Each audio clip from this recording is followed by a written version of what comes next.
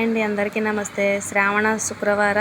మొదటి శ్రావణ శుక్రవార శుభాకాంక్షలండి. అందరూ బాగుండాలి, అందులో మేము ఉండాలి. ఈరోజైతే అమ్మవారికి చాలా చక్కగా పూజ చేసుకున్నాను. అమ్మకి మనశ్శాంతిగా అనిపించింది. సెకండ్ వారానికి కూడా, వరలక్ష్మి వ్రతానికి కూడా అన్ని ప్రిపరేషన్ ఉంటుందండి బుధవారం నుంచే. ఈ వారం అయితే చాలా బాగా చేసుకున్నాను. ఉదయాన్నే లేచేసి మొట్టమొదటిగా ఈరోజు మా వారికి బాక్స్ కూడా నేను కట్టలేదండి.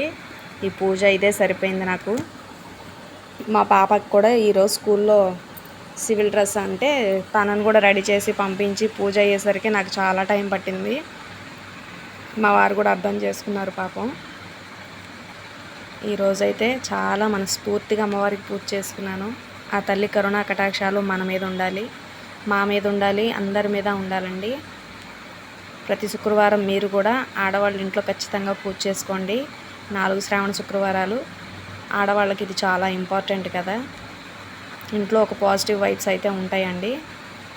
అమ్మవారి అష్టోత్తరాలు, వీలుంటే సహస్రనామాలు కూడా చదువుకోండి. కనకదార స్తోత్రం ఖచ్చితంగా చేసుకోండి. ఆ తల్లికి ఎంత మనస్ఫూర్తిగా దండం పెట్టుకుంటే ఆ తల్లి అందరిని అంత చల్లగా చూస్తుంది.